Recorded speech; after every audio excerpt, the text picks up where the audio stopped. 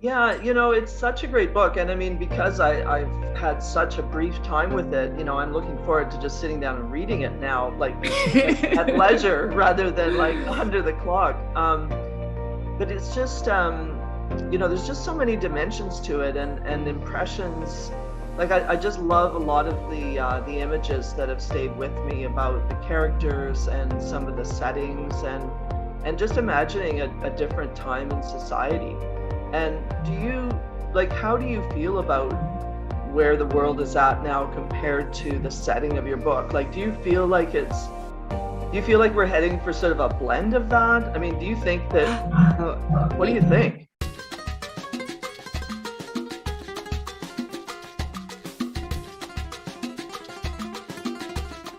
Okay. The book! Yay!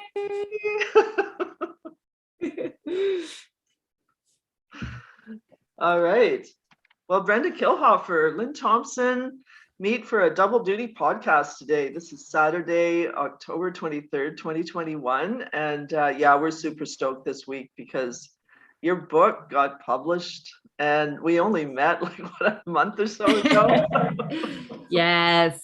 Those of you out there that are also authors, if you need an editor, Lynn's your gal, because I'll tell you what, she took on a project that I had been working on for 8 years. And I said, yeah, but I want you to be done with it in 10 days. All right, let's do it. And she jumped in, and I mean, communication was incredible. We had, hang on real quick, guys. I get it. And I need that. Okay. Yeah. Put her in her cage, please. Yeah, I saw it go through the screen back behind me.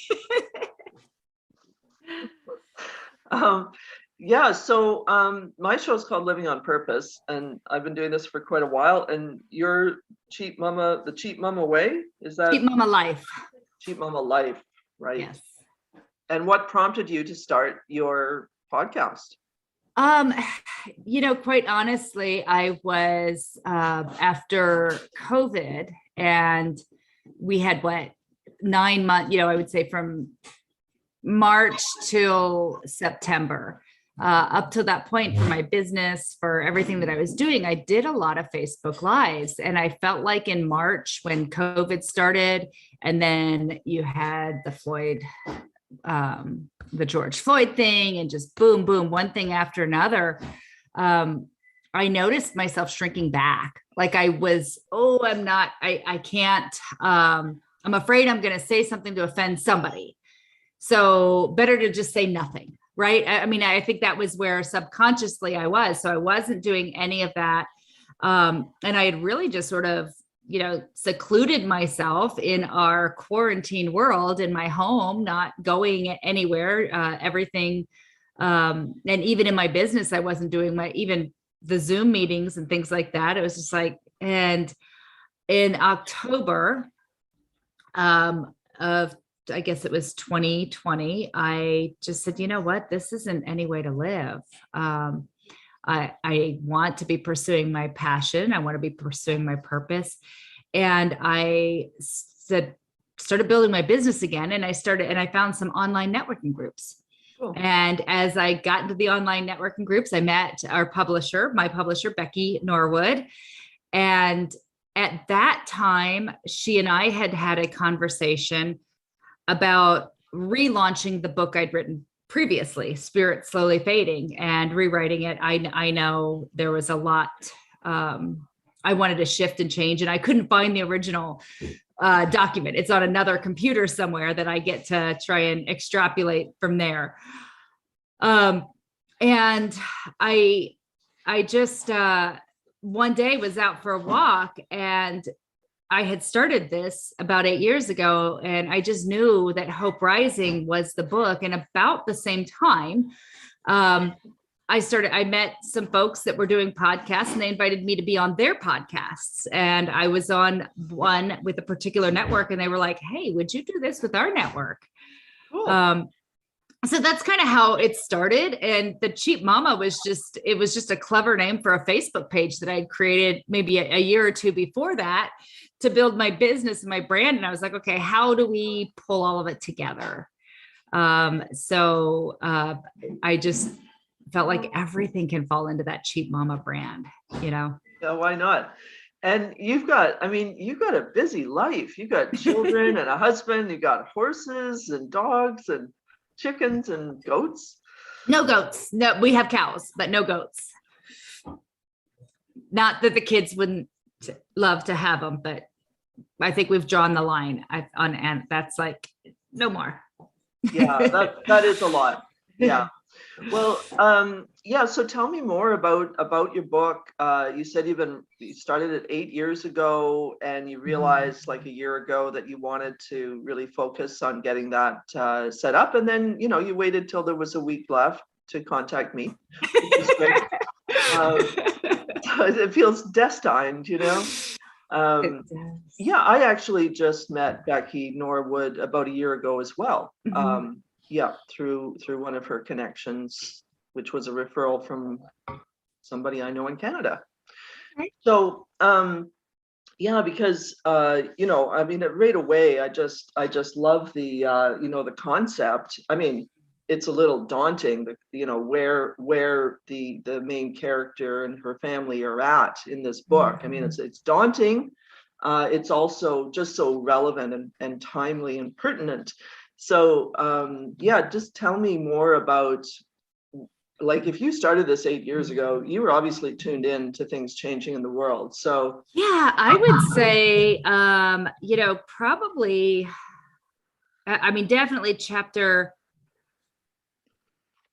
I would say that I was well into chapter 4 through 4, almost, maybe even into a little bit of 5. I was through 4. I wasn't quite getting into 5, where they started becoming in the arena area, right? So they were getting underground. They were doing all those things 8 years ago. All of that I had put in there. So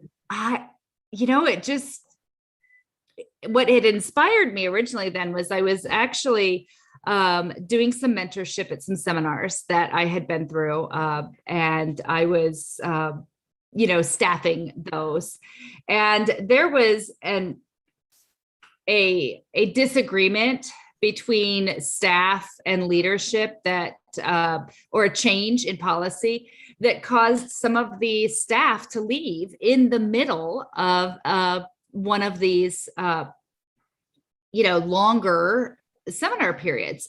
And there was in the background, there was maybe a little drama.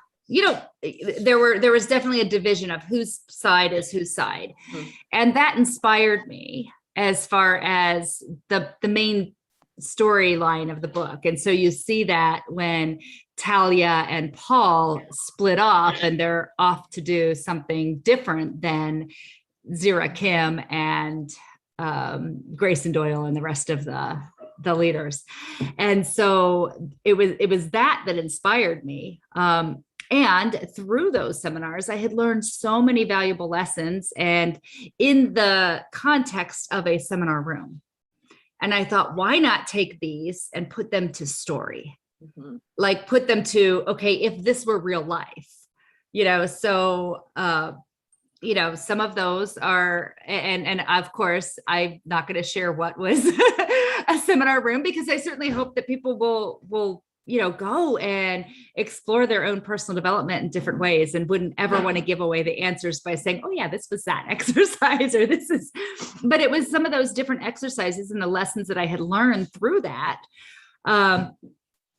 And then, and I think, to your point, I think it's all divine timing, because in the last half of the book, where I start to bring in where this bracelet shows up, right? And it starts, well, that was a new concept that I learned this year, because in October, I did actually go back to spending some time on a virtual seminar at this organization. And I hadn't been in their seminar room in 8 years either.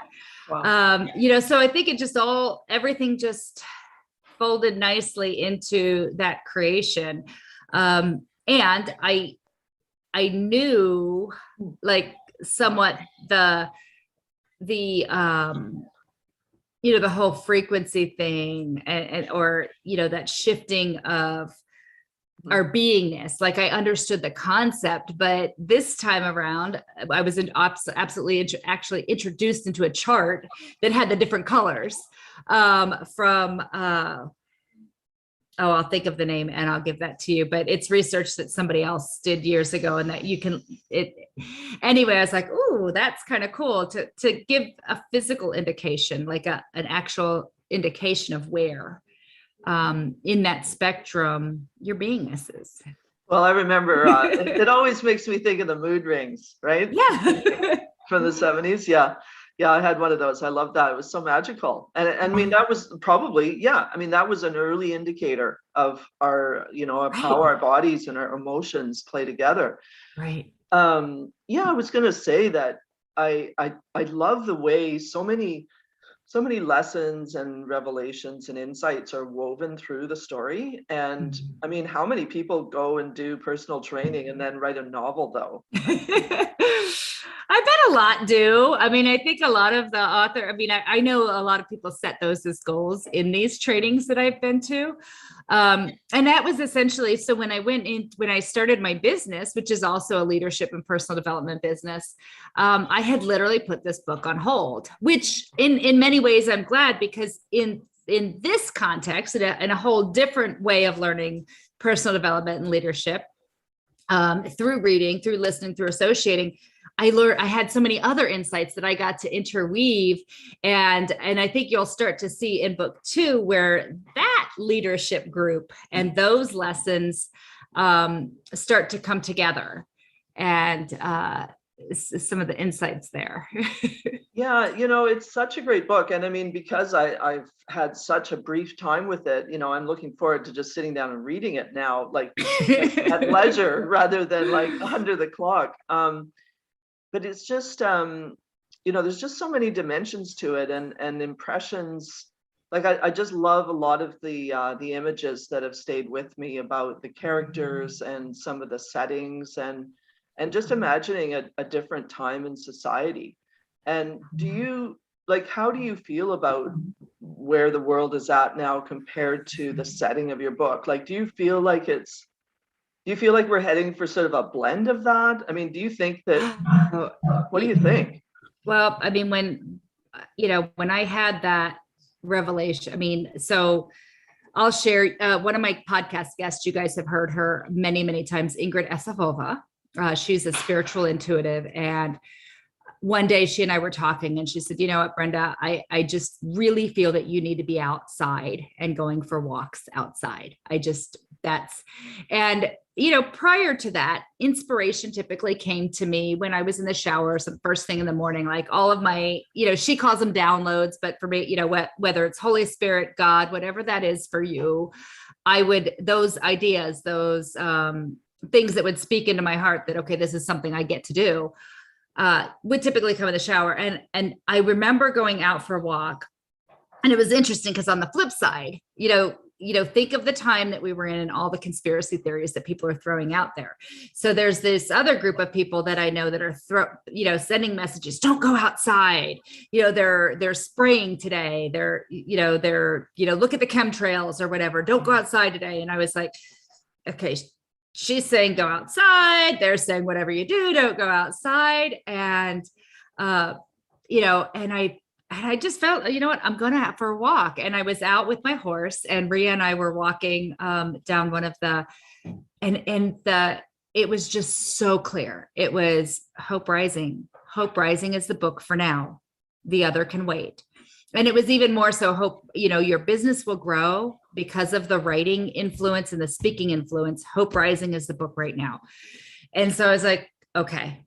There was no question. So when you ask that question, it feels like a loaded question because, I mean, I have always felt that God, the universe, they inspire our writing, right? Where does it come from? I mean, my husband and I went through RCIA, which is the Rite of Christian Initiation for Adults in the Catholic Church. And, they define the Bible in RCIA as the inspired word of God. They say that, humans wrote it and God inspired it. So, I look at all writing is inspired from something. And for me, I've always felt that my writing, my inspiration has come from God.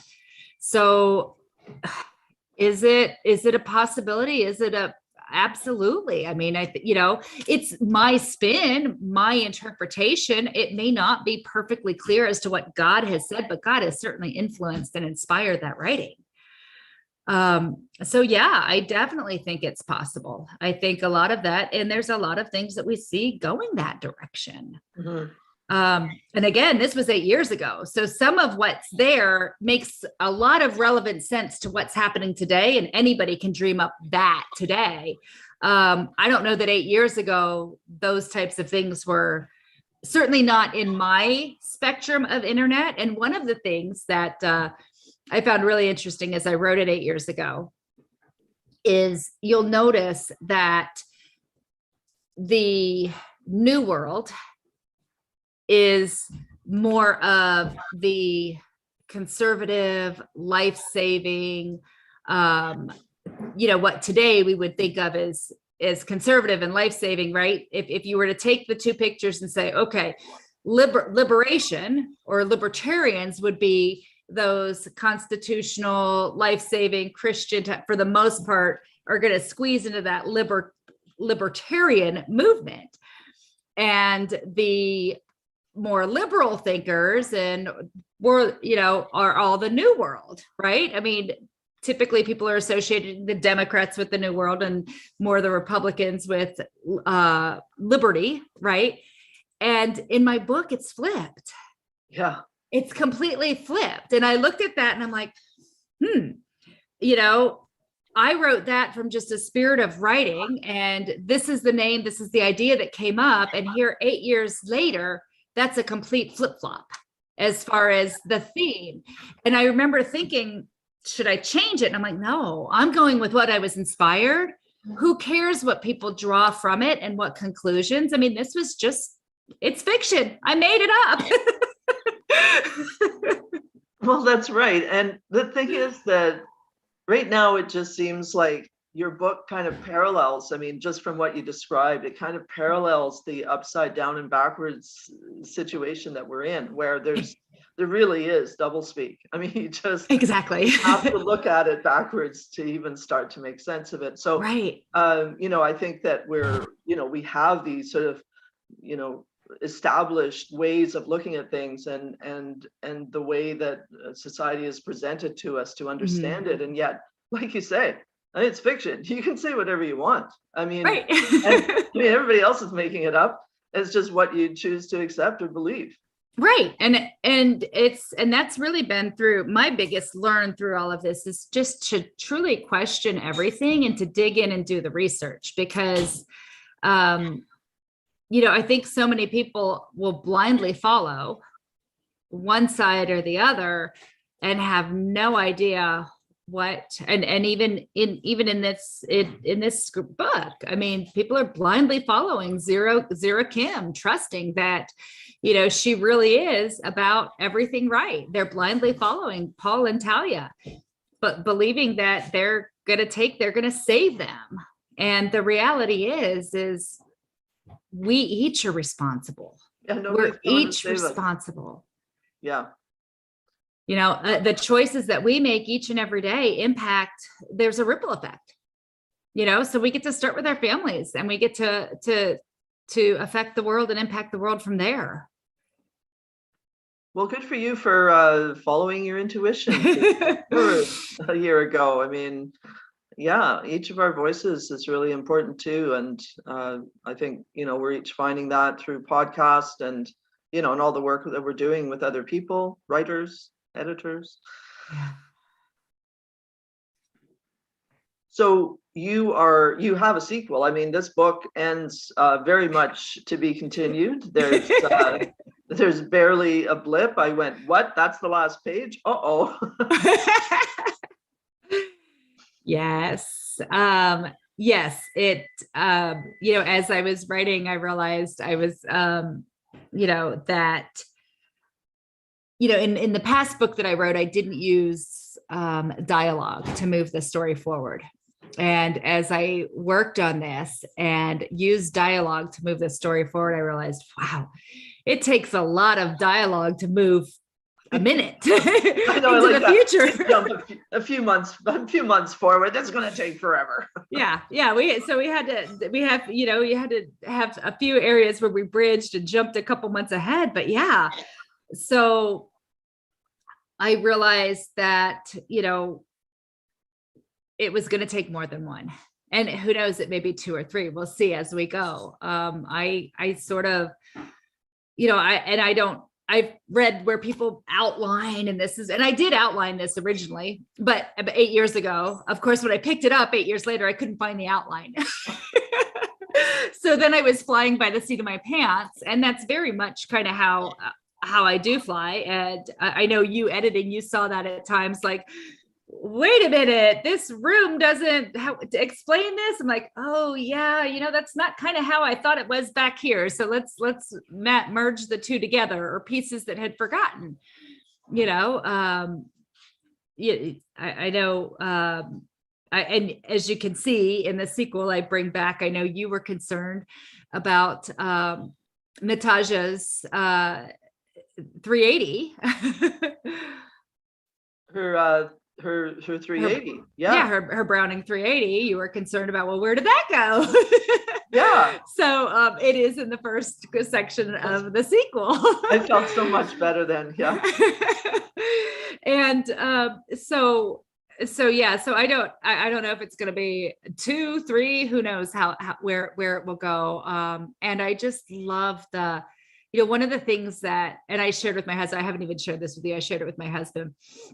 I remember you sending an email one day and saying, I need to get off the technology, follow Natasha's lead and get off the technology first thing in the morning. And I was like, yes, because that's the whole point. Like, how do we help people have a better life right here, right now? Yeah, all of that could happen in the future. None of it may happen in the future. And right here, right now, we all have an opportunity to become who we were meant to be, or not even become. We have the opportunity to be who it was God created us to be in every single moment. And it's simply a choice. And, I just remember when I first got into personal development, I had been given the books for years to read. And I was like, I don't want to read this nonfiction crud. Let me go lose myself in a story. Mm-hmm. Right. And I could sit down and read a book a night, I love to read. I had a love for reading, but I liked the story that came along with it. And when I was inspired to write my first book, that was exactly the inspiration I got, is I'm going to do this in story format. And I didn't know that was a thing, because I had never bothered to venture into the personal development world at all. Because if somebody said, you need to read this because it's going to help you. Yeah. I'm good, right? I'm good where I'm at until I wasn't good where I was at. Right. And I just think that stories have look at Jesus. Jesus used parables all the time to teach lessons. And one after another, I opened up the Bible the other day. I was looking for some reference, and I remember reading it a lot when I was a kid. And it's amazing to open up some of those pages, and it's one after another. Like they're just all those classic, 2 or 3 lines parables. I mean, they're just short, but they're so powerful, right? And that's what, in my writing, I always like to sit back and think, like, okay, a million years from now, or I guess, hundreds of thousands of years from now, is this something, can this be something that people look back on as teaching truth? And that's where I want to be. I think we all know when we hear truth. And I think that's why so many people are so unsettled right now, and why we're all, the vast majority of people are walking in fear right now, because on some level, we recognize that most of what we're hearing day in and day out is not. No, it's not truth. And I agree with what you're saying there. Like, it's really our choice, and it's what we get to create each day, the world, right? With our focus on joy, on truth, on connection, on community, on family, on friends, on what's real, following through, following your intuition, on, making that phone call, making that email, or just sitting quietly, leaving the computer off till noon. Did that the other day. Nice. And just doing some writing. I mean, there's so many great things that we can be doing and just be open to. Oh, and I was going to follow up on what you said about the description of things when I was asking you to fill out some description. It reminds me, I still love photography, and it was my profession for about 12 years. And I remember when I was getting to near the end of that, I was going to go to Mexico with some friends who were going just at a short notice. And I thought, oh, I don't want to take my camera. I just have to have a break. And so I went to the photo shop and I said, I was going to do that. And they said, well, Lynn, you can't go without your camera. You take the camera wherever you go. And I just started to cry. I so need a break.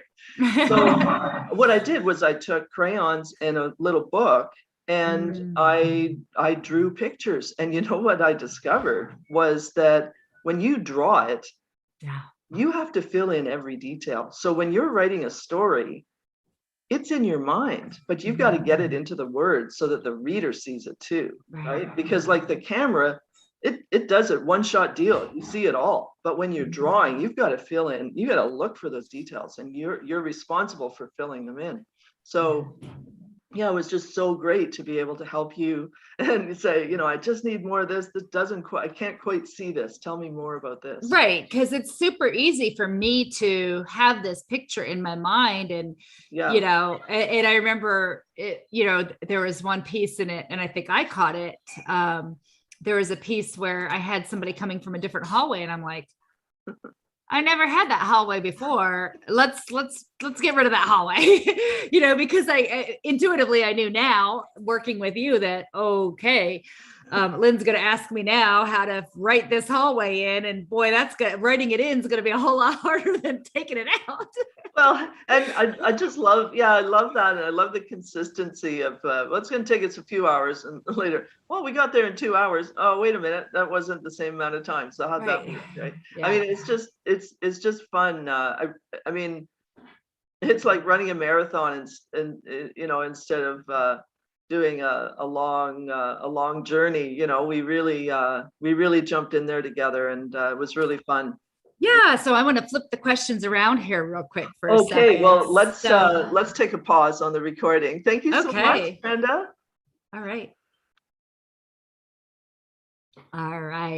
So Lynn and I joked a little bit at the beginning how I gave her 10 days, and that's really kind of what happened. So my daughter is 16. She'd offered to read through and do some editing, and it just wasn't getting done.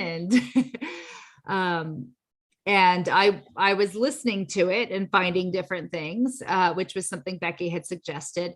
And finally, I just said, look, because I set a goal. As I mentioned, I'm in that whole that seminar again. So I had a deadline to have this published before November 4th, which we did. We hit the goal. Yay. I get to celebrate. But this is an important, I feel like it's an important story. I feel like it's an important piece that needs to be out there, and I wanted to get it right. So I asked Becky who she recommended as far as editors, and she gave me 3 people, and one said, heck no, I can't reach that deadline. No interest whatsoever. The other said, yeah, here's a price with no questions. And you came out and you said, hey, do me a favor, send me the first chapter. Let me look at it. And you sent back some great feedback right away. And you liked it. And so 10 days to edit a book is a huge undertaking. I get that, especially, why this? I mean, you had your plate full. You could have just like anybody else said, nah, not interested in it. What made you choose this book? Oh, great question, Brenda. Thank you for that. Well, I don't say yes to every project that is presented to me, and I think that this book um, is just so timely and so real, and I just I just immediately liked your approach to today, and today, and how extrapolating from today where we could be heading, and the concepts that are in there they're really intense concepts. I mean, they're real concepts, and I just love real, and um and I love a challenge. And I had just been asking, actually, I had sat down and Becky had been sending me some short pieces, just short turnaround pieces. And I had just, before you contacted me, before she introduced us, I had I had said, oh, I'd love to do something longer and more involved, but quick. I like quick right now, because I don't know what the long term looks like. So the combination of the immediacy of your content and your book and meeting you, and that it was a quick turnaround really appealed to me. It all worked for me.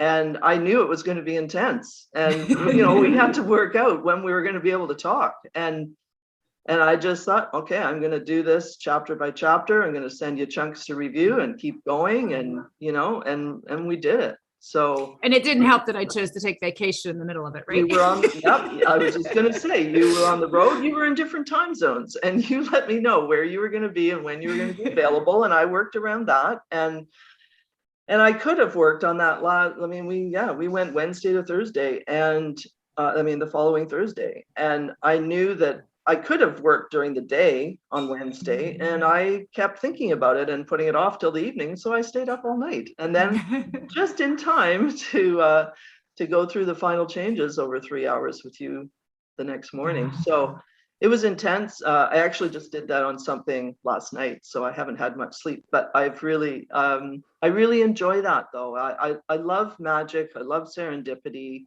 um, and I love saying yes to things when I don't know for sure how it's going to work. Just that I know it's possible. And I just, as I say, uh, I think partly too with your book. Just being on the ground, I really love, in my life, I've traveled a lot. I've lived in a lot of different places. I've got a really long list of where I've lived and where I've been. And so part of this book appeals to me because, definitely things are changing in the world. We don't know what it's going to look like, but this gives us an idea of some of the fundamentals of it, of being on the road, of not taking things for granted.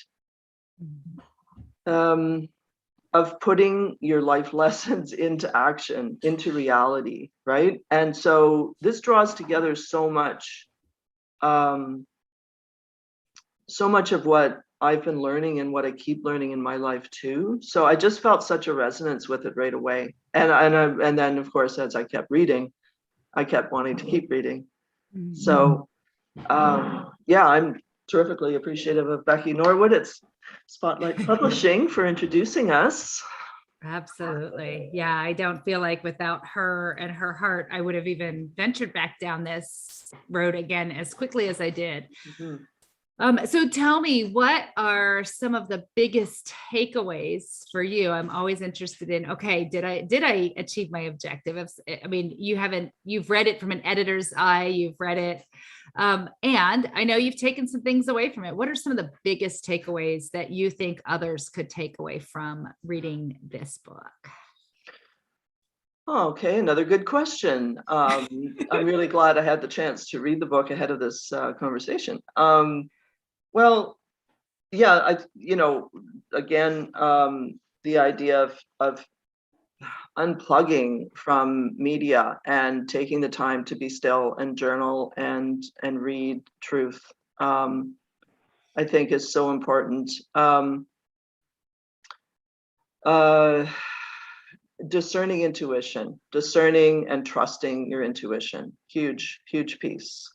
you know, as the lead character is just going through all these different situations. I love that, you know, we get a lot of her internal thoughts in the book, so that it just, I think that is a really grounding piece for the reader, you know, for me to, in my own life, you know, pay attention to that inner thought, in that inner process. I mean, perhaps that's partly why, is because we tend to get drawn out. We tend to look for our cues from outside, whether the people think or say or do, and, you know, connecting that internal thought process and dialogue with ourselves, you know, with what we're intuiting, trusting that what we see is, you know, that what we see is true for us, and that we can apply that and move forward on that basis, rather than waiting for someone else to tell us what to do.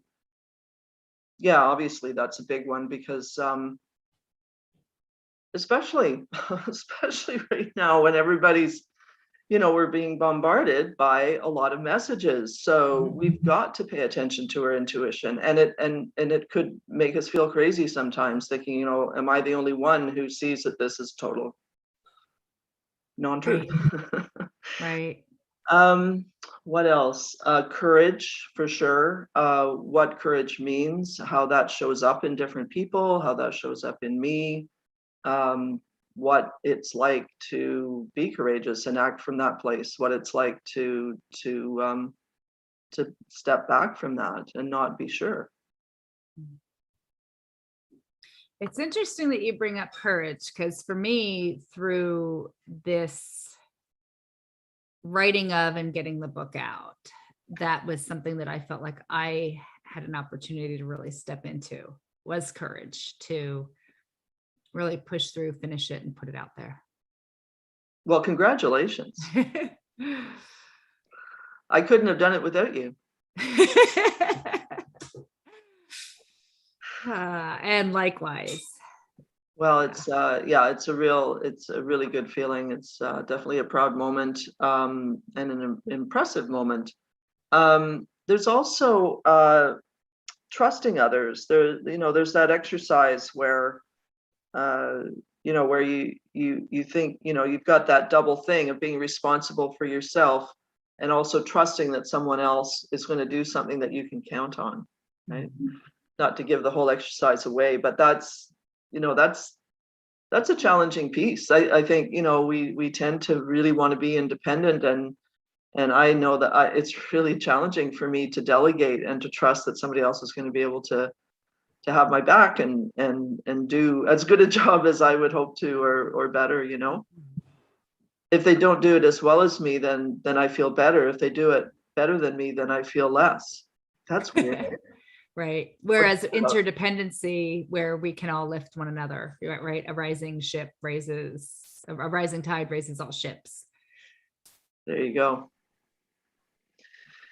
And certainly that's what this is. I mean, this work is an example of that. I mean, you know, there's Becky and her part that's putting all the pieces together and making sure that, you know, and you doing your part and me doing my part. And it really, you know, that because of the short turnaround with it, and having a deadline, just to see how synergistically impossible that can be to flow. I mean, a lot of times, you know, and I know I'm guilty of it in my life. Like, okay, here's an email. Can you check this out? I can get to that later. You know, with our timeline, it was like, oh, no, boom. This is the priority. Let's sit down. Let's go through it. Let's check it. And then having that trust that, okay, you know, the reality is I get to, you know, all right, Becky, if you think this is what, you know, what we needed to put in place to ABC, you know, to sell it, to promote it, to these things, you know, Lynn, you know, great, you know, just trusting that, yeah, that's the right, you know, because how could, you know, I mean, I'm pretty good at grammar myself. I mean, I'm not horrible at grammar at all. I can sometimes be a word police, and being able to sit back and say, okay, you know what, she's got a better handle on it, a better idea than I do. Well, you see, this is all part of what helps it all move along. Mm. Like the fact that you were available, even though you were traveling and in different time zones, Mhm. you were available, and that was very important. You already had a pretty tight manuscript, like there was still stuff to tidy up and consistency things, and you know, put these paragraphs together, take these paragraphs apart, I know. tidy up And some then pesky dialogue. ropes, let me tell you. What's that? And all those pesky ropes that we had to. Yes, those ropes. What the heck is this? Go over and over and over. What? But yeah, all of those things are really important. The communication is huge. I put a project on pause this week because I wasn't hearing back from the person. Like Mhm. I can't work like that. I need to feel like, there's a flow Right. where it matters as much to you as it does to me. Like there's so many factors that work into it. Yeah. I think that's a big piece. Like, when an author writes a story, that story is, I mean, it's part of their heart, it's part of their soul, it's their creativity. And, you just brought up that it matters as much to you as it does to me. I don't think there's, the example, I got one person that said, here, we'll do it for 1,500. The story they didn't ask a single question about the story. Did it matter? It didn't matter. And I think that's what struck me right off the bat is once after you had read through it and shared your thoughts, I'm like, okay, this matters to you. And I think that was the best piece of working side by side with you on this, was that I did feel that. I felt, you weren't editing, you were contributing. Oh, you nice. were a part of that this story, that this project, it mattered as much to you as it mattered to me. And it mattered to you that my voice was still heard in everything that you did. And that, I don't know, that I don't think that, I think that's a rare, a rare quality. The last book that I had done, I actually had folks, I had one editor quit in the middle of it, or a proofreader. It wasn't even an editor, it was a proofreader. They quit because the topic was too heavy for them. It felt too dark or too heavy, and in that space. And it very well may have been, but the topic, it didn't matter to them. And I just think that's where we get a really magical piece. Well, thank you very much for that, Brenda. And I know that when we first met, we realized that we had lots more to talk about, but we had a lot of work to do first. So it's really great to be on the other side, close to your book launch on October 27th. Yeah. And I'm going to be on there with you. I'm excited about that. And I'll get this podcast up very soon and over to you too.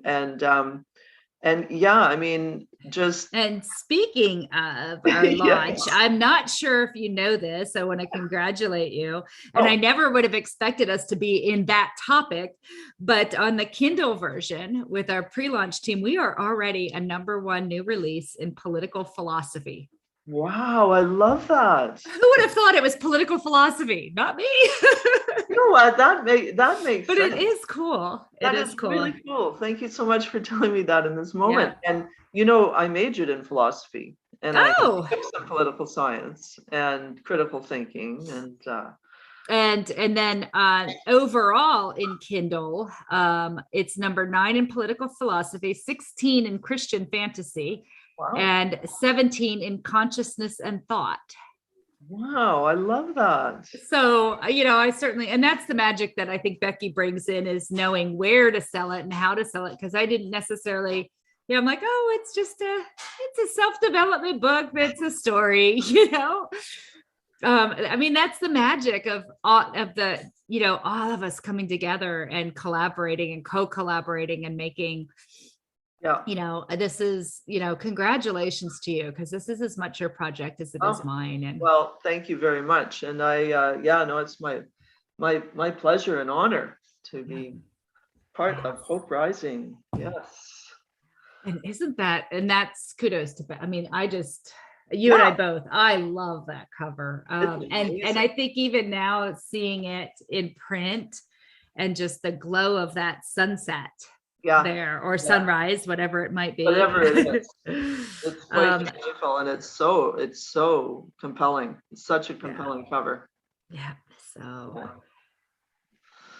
all right. Well, okay. So launch day straight ahead, podcast material coming around, and it's just really a treat to be on here with you. Thank you. It is, and I'm excited to hear it on your podcast. And wherever either one you listen to, you're going to get to hear this in some form or another. So, Lynn, for those people who are listening on my podcast, how do they jump in and check out some of your content? Where would they find you?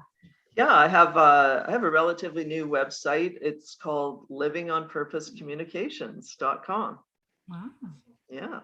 Awesome. So there's that connection to my podcast there. And I'm on Podbean, if you've heard of Podbean. Okay. Yeah, I've been on numerous channels since the show Living on Purpose started in 2004. And so, yeah, and I've just honed it down to being in one place on Podbean. So, oh, wow. Yeah. That's a whole nother conversation to find out what made the, awesome. Yeah, it's to be continued on that. Well, just tell us too, then for you, what's the best way to find you? So I am on, on Apple, on Spotify, on the Transform You Network. There's a website for Transform You Network, and it's called The Cheap Mama Life. So wherever you listen to podcasts, you're able to find me. And of course, on that Transform You Network, they are ramping that up and offering a whole host of transformational podcasts. So cool. Well, maybe I'll check it out. You never know. Hey, well, that's great, Brenda. Thank you so much, and I'm happy to be on your podcast and for you to be on mine. This is thank you. A rare double duty podcast day. Yes, ma'am. And that's awesome. I appreciate that. You being on the podcast, appreciate everything you did for the book, and looking forward to an exciting launch week. Indeed, yes. Happy launch. Okay, we'll be in touch, Brenda. Thank you so much. Okay.